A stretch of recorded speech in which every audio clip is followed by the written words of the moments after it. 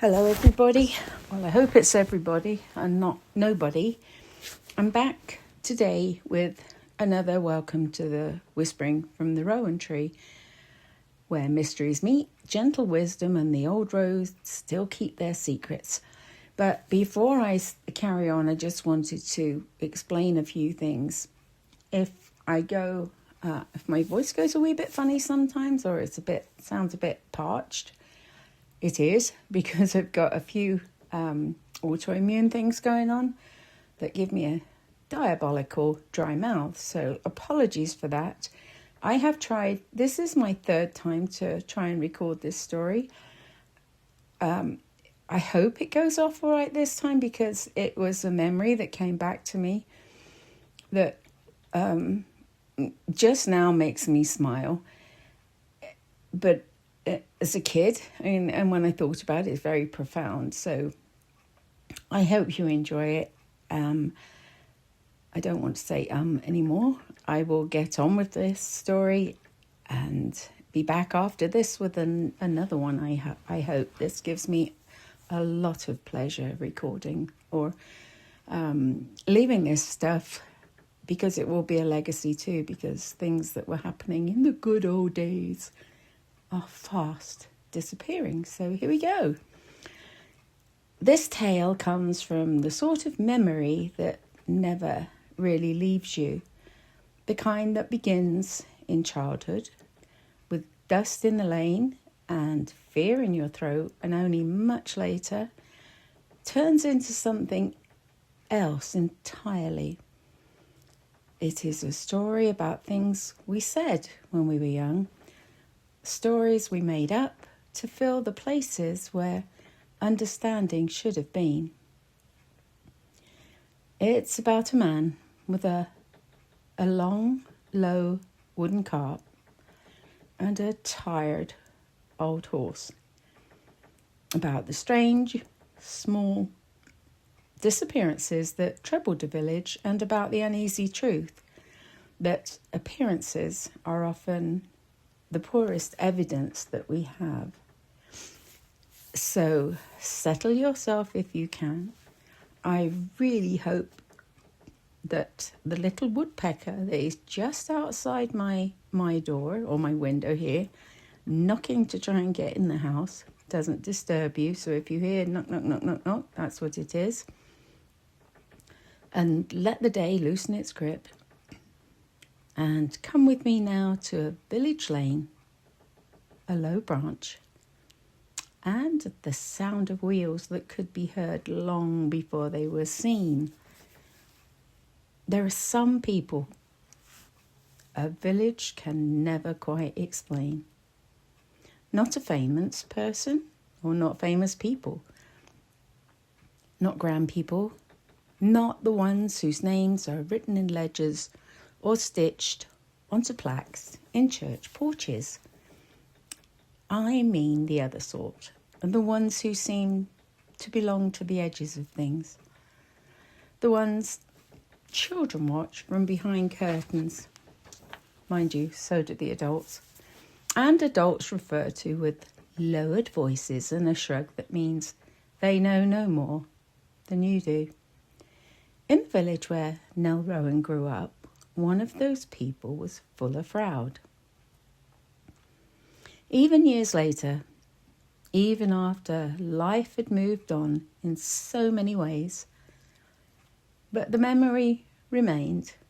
Nell could still hear the first warning of him. Not his voice, he hardly used it. Not the crack of the whip either, though that came sometimes too sharp and ugly in the stillness. It was the cart. The slow, uneven creak of long wooden wheels on the road.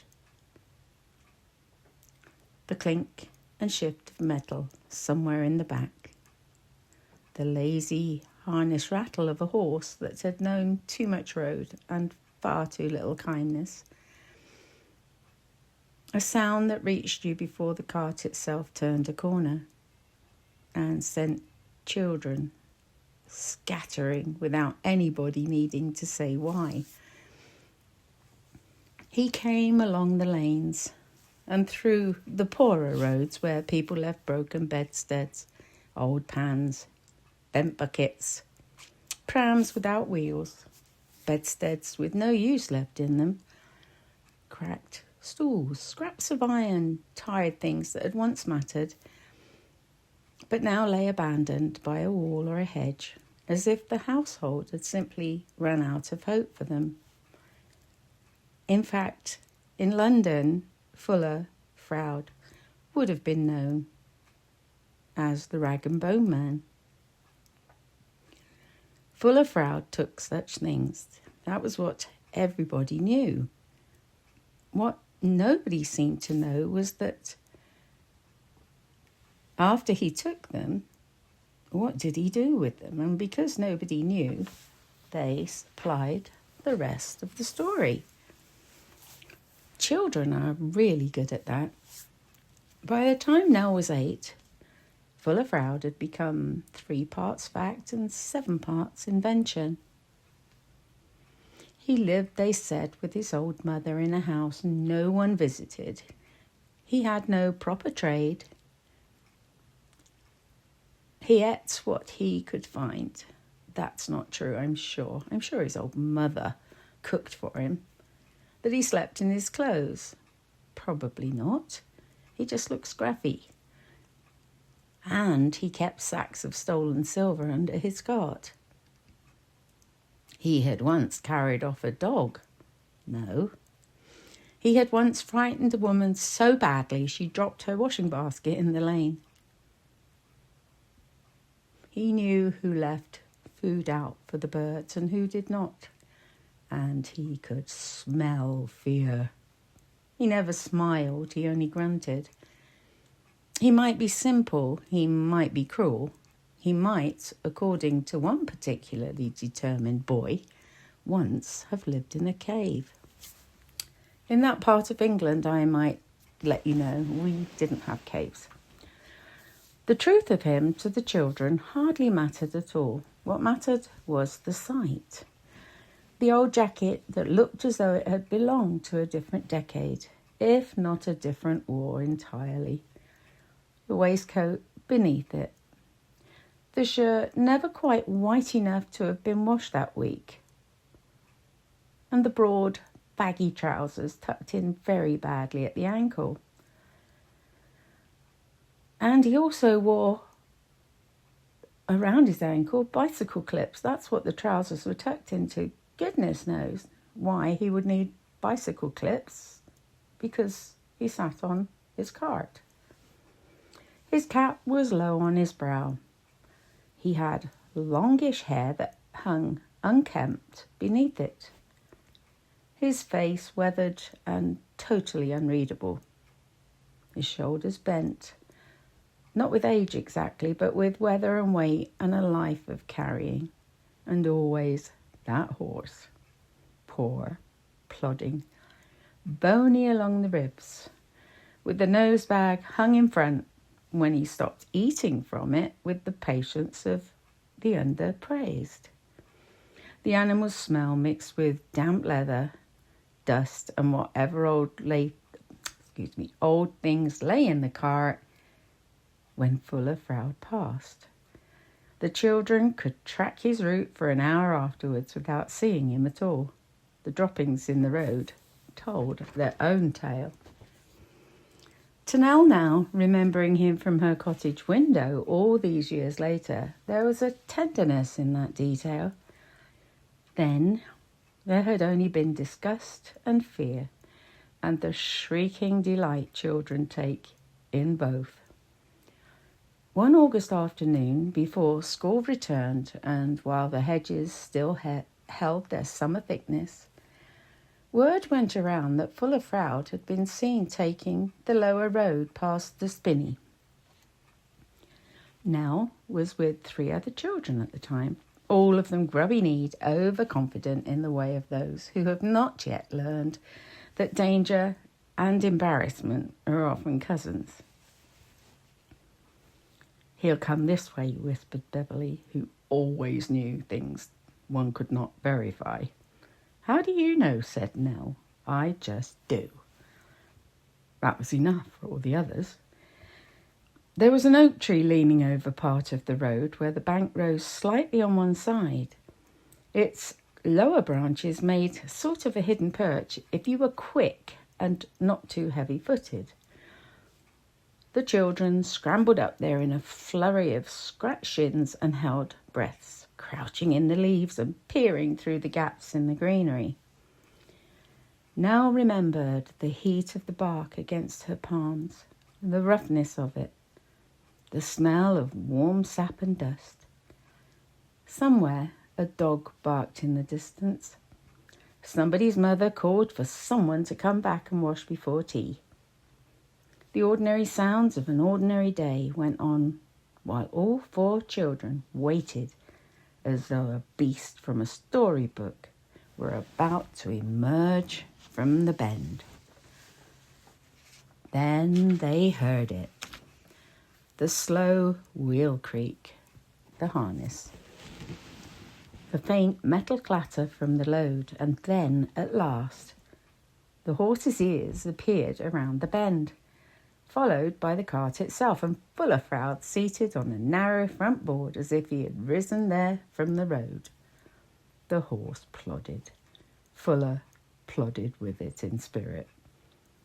He gave a short, impatient flick of the reins. The whip moved once in the air, more sound than strike, though to Nell then it seemed like an act of villainy in itself.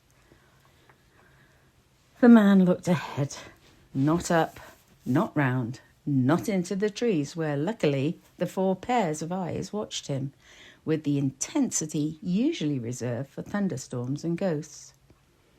The cart passed underneath. Beverly's hand clamped onto Nell's sleeve so hard it hurt, and then something shifted. Whether it was Nell's foot, or bark loosening under her shoe, or pure childish fate deciding to mark the day forever, she didn't know. But that branch beneath her gave a sharp, treacherous crack. And before she even had time to cry out, she was no longer in that tree. She fell. Not all the way to the road, into Fuller Froud's cart. She landed among old sacking, a broken chair back, a bundle of rusted tools, and something that smelled like wet rope and old rain. The shock of it knocked the breath from her.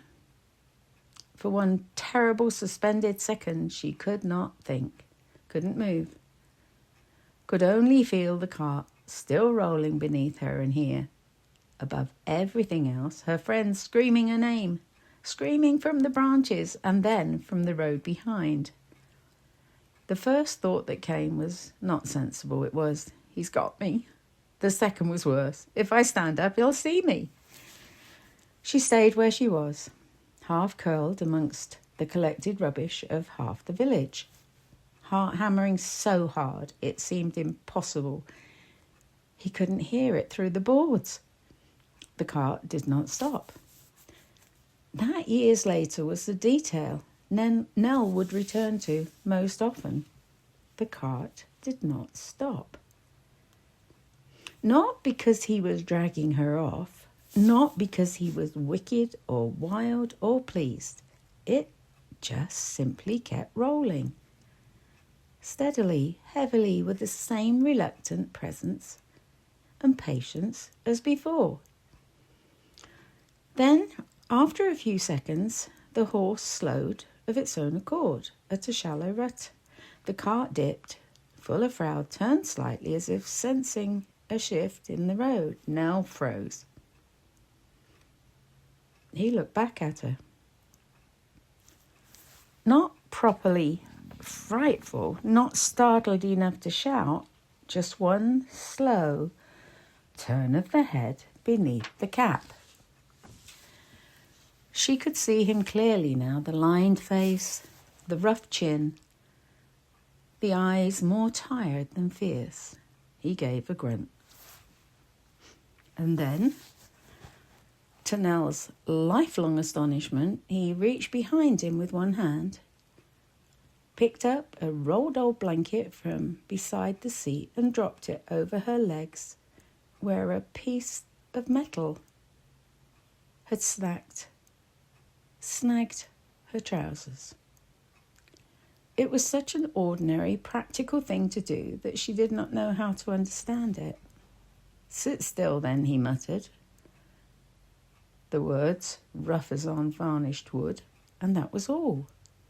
Not a threat, not a curse, not even irritation enough to be memorable, except for the fact that he had spoken at all. Behind the cart, her friends were running and yelling, too panicked to come close, and too loyal to flee home without her. Because they knew, goodness me, what trouble they would be in with their parents. Full of Froud. I'm getting excited with this story. Sorry. Full of Froud brought the horse to a halt at the next wide place in the road, climbed down with a stiffness that made him seem suddenly much older than she had imagined, and came to the back. Nell believed, until that very second, that she was about to see something dreadful. Instead, he lifted out the broken chair back, shifted the sack, and held out his hand, as if helping children out of carts was something he did every Tuesday.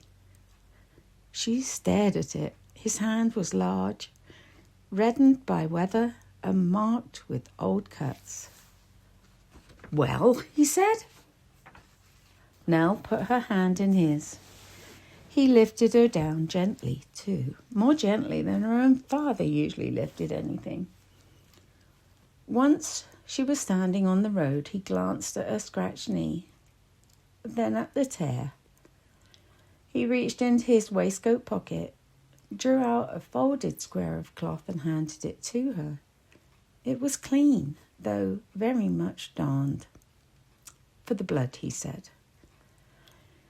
Then he climbed back up to the front of the cart, clicked to the horse and moved on. No explanation, no threat, no triumph, just road, wheels, and the back of him receding slowly while Nell stood in the middle of the lane, holding a handkerchief that smelled faintly of soap and metal. Her friends reached her a moment later, breathless with the importance of what had just occurred. "What did he do? Did he touch you? Did he say anything?" Nell, who had no language then for confusion and no desire to sound foolish in front of her friends, said the safest thing available to her. He grunted. And that was what the story became. Not that he had helped her down, not that he had covered her legs so the jagged metal would not make her cut worse. Not that his handkerchief was cleaner than anything any of them had had in their pockets. Only that he had grunted. Children are not always liars, Nell thought later, but they are selective historians. Years went by. Full of Froud came and went until one day, without announcement, he seemed to come no more. The roads changed. The horse vanished from village talk. Other fears replaced old ones. Teachers were stricter than carters. Boys were worse than stories. Life moved along. And old Full of Froud was filed away into that shelf of memory reserved for things half believed and never resolved. I might have stayed there, if not for the summer. A woman came to Nell's cottage with a missing sewing basket. Not an expensive thing, nothing police-worthy, as her daughter had apparently informed her 3 times. The sewing basket had just gone missing, but it mattered. It had belonged to her mother and her mother before that. She said the basket was lined in faded rose cloth and held 100 domestic things no one else would have valued. Buttons saved from old cardigans, tiny paper packets of needles, a bodkin, narrow ribbon, shoehorns, darning mushrooms, lengths of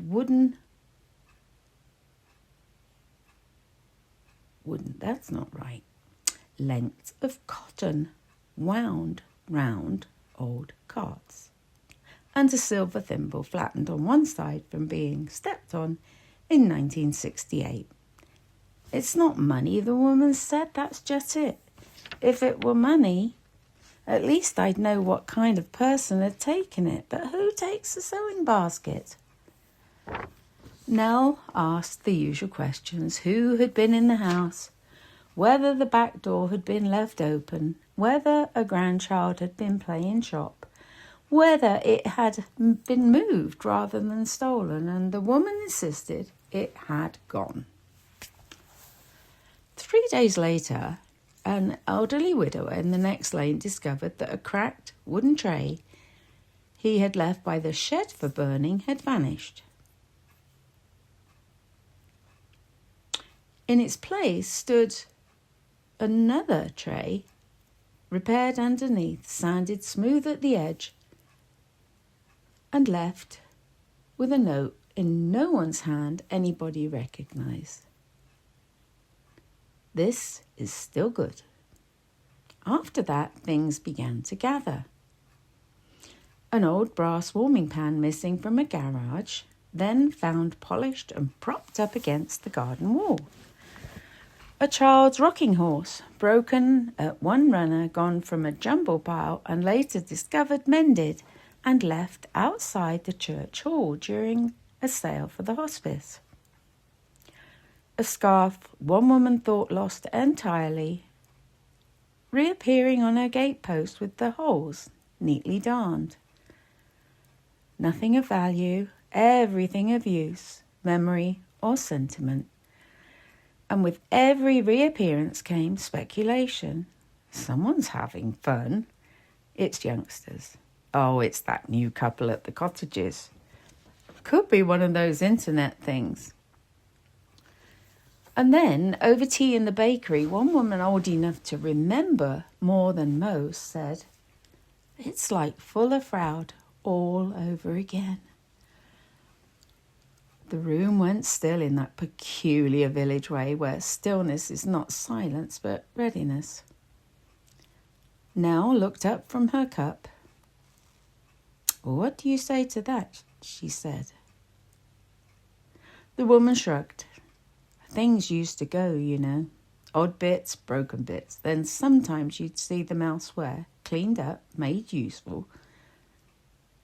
And folk blamed him just for stealing them naturally. Did anyone ever ask him? The woman gave a short laugh. Ask? We were too busy telling stories. That evening, Nell laid out 3 cards on the small table by her window. Not because the tarot cards would name a culprit. They rarely did anything so crude, but they had a way of showing the shape of a thing before the mind could. The first card was the 5 of Pentacles reversed. What is cast out may yet return. The second was the Hermit, solitary labour, quiet knowledge, the worth of one who walks apart. The third was Judgment, not doom, as some feared, but reckoning, and seeing clearly at last. Now sat back, not theft then, recovery. Misunderstandings, an old story unresolved and seeking its true meaning. The next morning she walked the road she had not walked in years, past the spinney and the bank where the oak still leaned, though one great limb had gone. Further on, Beyond the lane most people now used stood a low cottage half hidden by elder and unpruned hedge. She knew at once, before memory could quite tell her now, this had been Fuller Froud's house. It had long been empty. The windows were dim with dust, nettles pressed up against the near side wall.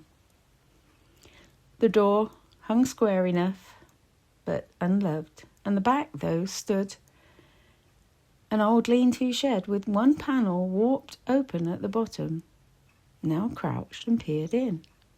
Shelves. That was the first thing. Not hoards, not chaos. Shelves. And on them, arranged with the strange care of a person no one has ever credited with having any, were objects saved from the end of themselves. Tin mugs, handles, chair legs, polished brass knobs sorted into jam jars, drawer pulls, straps, hinges, teacup saucers, mismatched but clean, small carved animals missing ears and waiting somehow for them to be imagined back on, a child's boot tree, a paraffin lamp, a box of buttons sorted by colour, folded cloths, strips of leather, not stolen treasure, a repairman's language, a salvager's faith. In the corner stood a table scarred by use. On it lay a wooden tray, much like the widower's, half sanded. Beside it, a basket lined with a faded rose cloth. Nell felt a small tightening in her throat. The sewing basket. There was no mystery now as to whether Fuller Froud himself had taken it. He had been dead these many years, almost certainly. But somebody had found what he had once done. Perhaps inherited the shed, perhaps stumbled on it, and just taken up the work quietly, anonymously, almost reverently, as if continuing a practice too modest to name. She lifted the basket carefully. Inside, everything was in order. The flattened silver thimble, the ribbons, the button cards. And under them, tucked right at the bottom, a square of much washed cloth, a handkerchief. Nell sat back on her heels. In one corner of that handkerchief, stitched in thread nearly faded away, were the initials F. For a moment the years folded in upon themselves, so completely she could smell the dust of the cart again. She could feel the rough weave of bark under her hands and the sick drop of falling and the absurdity of fear, meeting kindness and not knowing what to do with it.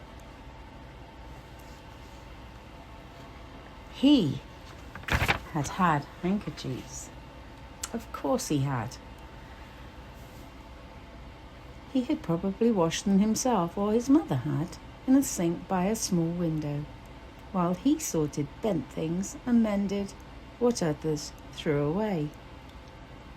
Perhaps that had been his work all along, not just collecting junk, rescuing use, saving what could still serve, and seeing worth where others saw burden.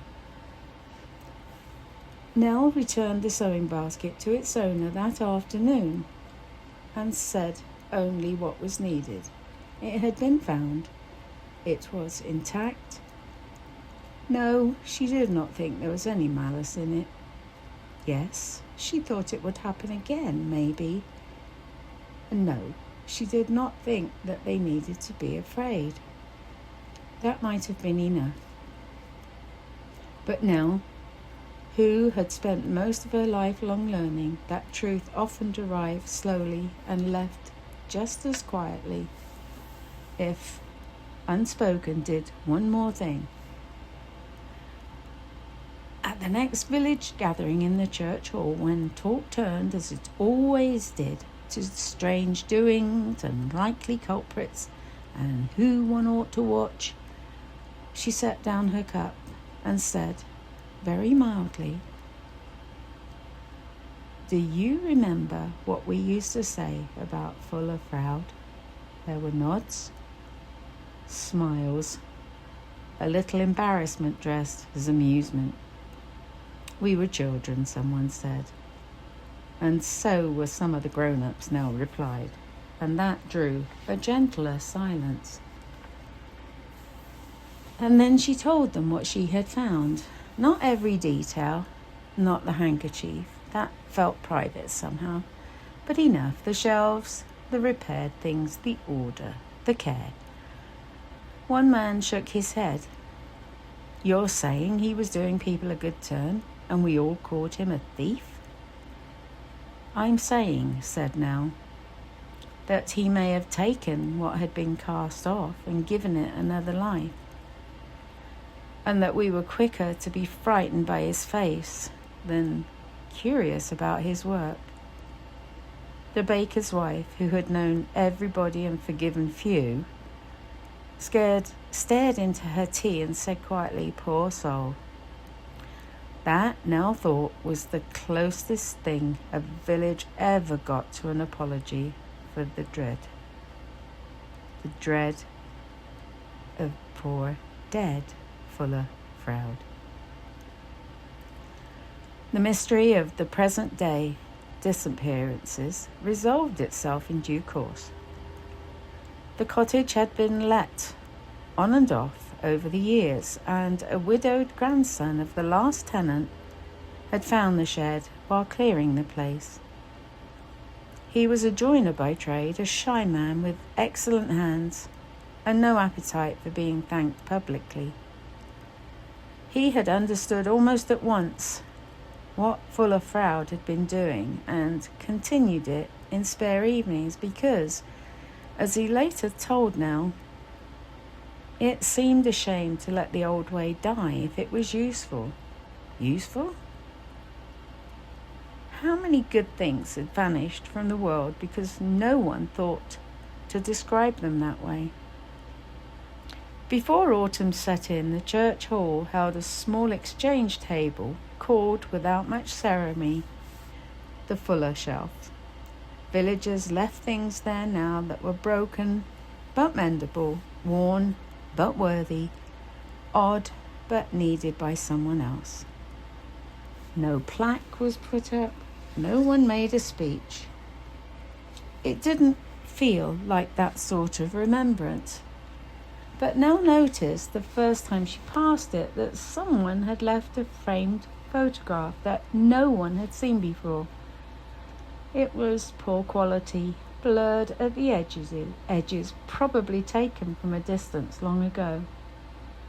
A cart, a horse, a man in a cap turning halfway away from the camera, not handsome, not smiling, not softened by posterity, just there, real. Nell stood looking at it longer than she meant to. She thought then of the little girl in the car, too frightened to understand the evidence of her own eyes. She thought of the way stories grow around silence, and how easily an awkward man, a poor coat, a rough manner, a tired old horse can become a monster if enough people needed one. She thought of the hand that had helped her down. And because memory is not always content with truth unless truth is spoken plainly, she said aloud, though no one was near enough to hear, "We were wrong about you." The hall behind her murmured with ordinary life, cups, chairs, a raffle being discussed, someone asking after someone's knee. Outside, a child ran past the door shrieking with laughter, as children always had and always would. Nell smiled to herself. He never took what was loved, she thought, only what was left behind.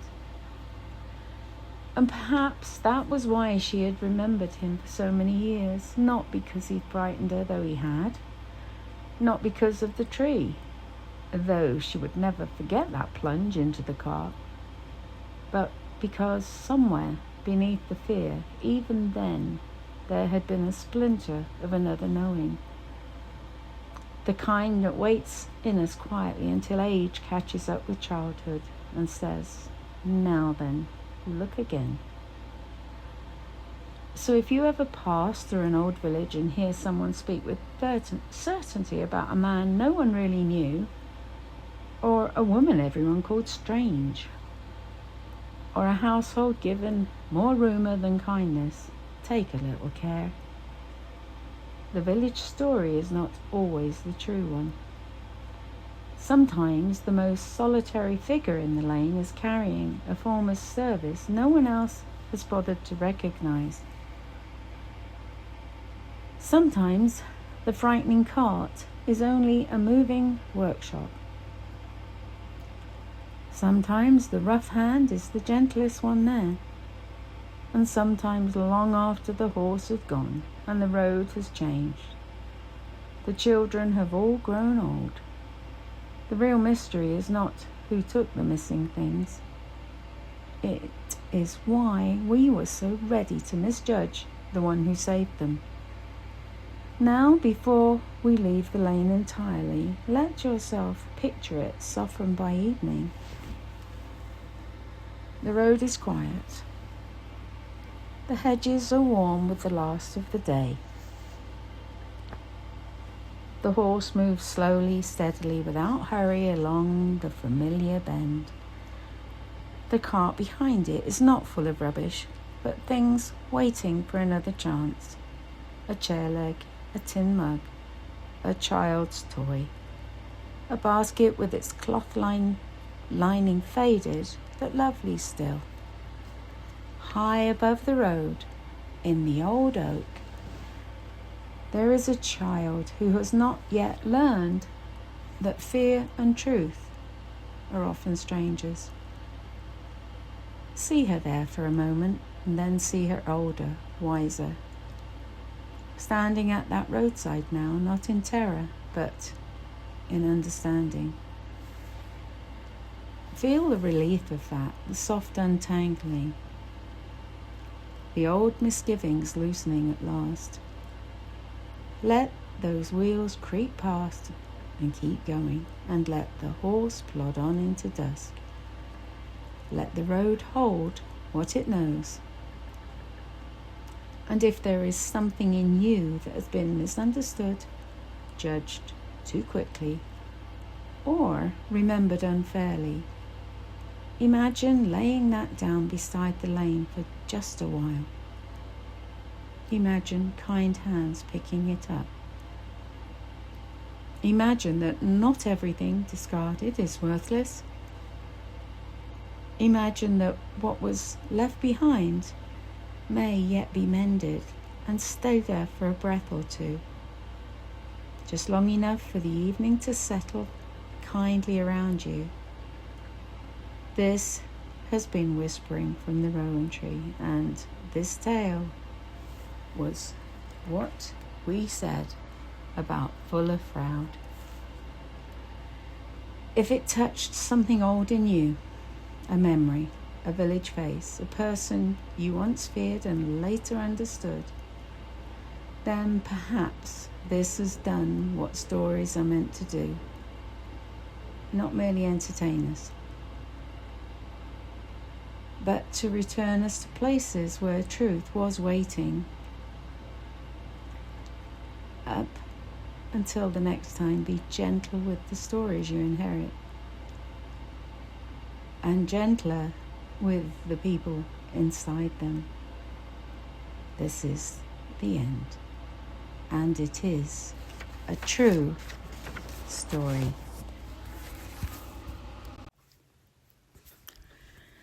Hello everybody. Well, I hope it's everybody and not nobody. I'm back today with another welcome to the Whispering from the Rowan Tree, where mysteries meet, gentle wisdom and the old roads still keep their secrets. But before I carry on, I just wanted to explain a few things.